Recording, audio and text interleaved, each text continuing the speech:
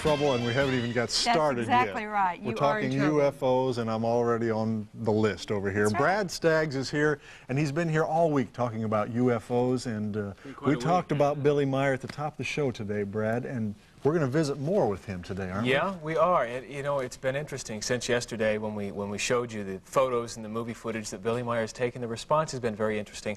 It's very easy when you see a fuzzy picture of something that someone says is in the nighttime sky that, oh, that's a UFO. Oh, yeah, you believe that. But you see a nice, clear, crisp photo with all the details, and people won't believe it. They'll think it's a phony. That's right. And that's exactly what's happened with Billy Meier.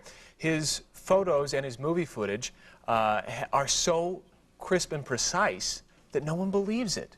So these four people, Tom Welch, Colonel Wendell Stevens, Lee and Britt Elders, set out to investigate this man. And what we're going to look at today is their investigation in trying to disprove Billy Meier's claims that he actually had contact. Let's go ahead and take a look at this. We'll recap what we've seen since yesterday.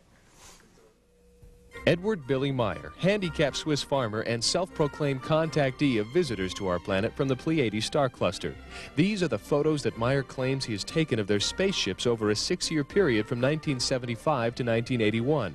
Lee and Britt Elders, owners of an investigative firm known as Intercept, found themselves thrust into the middle of the case by their friend and longtime UFO buff, Colonel Wendell Stevens.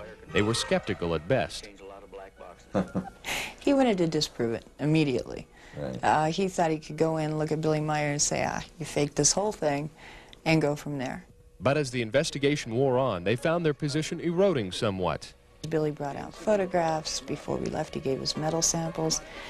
So here we're sitting with hard evidence that can be analyzed by our technology, and not us make a judgment call, but a scientist, a qualified person, can then make his judgment of it. They began with the photographs. In order to completely analyze them and search for any signs of trickery, the elders needed highly specialized equipment. A microdensitometer was the piece of equipment we really needed more than anything else, but we couldn't find it. There were only a few available, and they were in government laboratories, and of course they didn't want to invite us in to look for strings and UFO photographs or wires or overlays and things like that. A year later, they were in luck. The University of Arizona had been donated a microdensitometer, and the elders were knocking on their door the very next day. The university allowed them to use their equipment, but not their name. UFOs were still a taboo subject in the scientific community. The objects in the photos were analyzed. All of the analysis that was done says it's an object some distance from the camera, approximately 21 feet wide. And that's all it can tell you. It can tell you that there are no strings, there are no wires, it is not a paste-up, but it can't tell you what it is. Their position softened even more.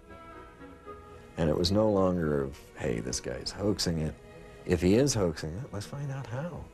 But if he's not hoaxing it, what's going on here? The elders continued the investigation, but it was becoming expensive. After several trips to Switzerland, nearly $80,000 had been invested in their research.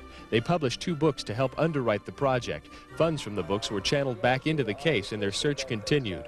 The next evidence to be considered were sound recordings of what Meier said were the Pleiadian spacecraft. Synthesizers on the market that have oscillators that change that randomly. Even if you got 9 or 10 of them going, they wouldn't change from those peaks that quickly. He and his wife, with separate tape recorders, went to this hill where Billy was to have a contact. When we interviewed them later on the sound, they said it just seemed to emanate from everywhere. We have on computer banks every sound imaginable, all right? When these sounds were run through that computer, it was not identifiable as anything. A second set of sounds was also analyzed. And when Rob did the analysis on it, the computer was pointing the frequency shifts of the sound. It created a sphere of spheres, which Rob, in looking at it, said the only thing he could understand it would be for would be propulsion, some form of propulsion system. This photo, taken by Meier, fit the scientist's description of the sound source. It was described by Meier as an unmanned drone ship about 7 feet in diameter. By any standards, this is a marvelous piece of work. For a one-armed man working alone, it is a miracle. The third piece of evidence Meier presented is by far the most intriguing. Metal samples that supposedly represented 4 stages in the construction of the Pleiadian spacecraft. First of all, trying to find a scientist that would attach his name or his laboratory to research on a UFO case was almost impossible. This was back in 78, 79. When we finally found them, that they would look at it, but they didn't really want their name attached. We began with metal, and we found Dr. Vogel at IBM.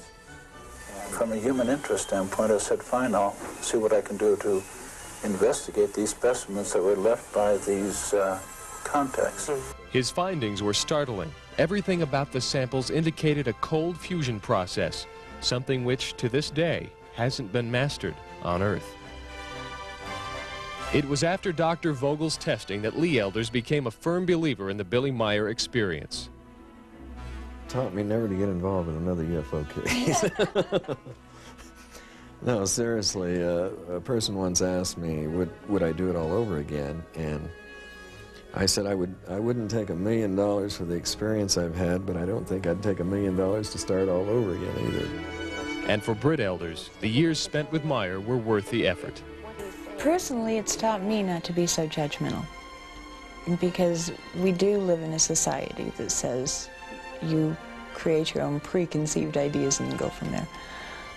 This, I think, has taught me that you can't have a preconceived idea of something, that you have to learn from and gain from every experience you have, and judge after the experience, not before. And I want to make the point, you saw them at one point holding up a stick with a ship attached to it. That was deliberately hoaxed so that they could analyze the photograph, and when it was analyzed, it came up as just that, a hoax. So that is why they performed that task, to have something to compare it with. I also want to make the point here, if you think you've seen something, if you'd like to see more of this type of thing, why don't you write us a letter? If you believe in this, if you don't believe in it, what do you think? Send it to us at the address at the end of the show, and we'll go ahead and we'll take care of that for you. We'd love to do more of this. I tell you what. Isn't that weird? It's real. It's bizarre. Yeah, they're out there. Dan's a believer. We know it. That's right. Thanks, Brad. Go for it, Billy. He's an alien in disguise. Yeah, we've known that, too. Thanks for being here. We appreciate it. Stay right there, because coming up next is Go Scrivener. Don't miss it. Newnan, Georgia, that's the time of the day. The Coweta County Courthouse sits in the center of Newnan, dates back to the 1850s, and is on the National Register of Historic Places.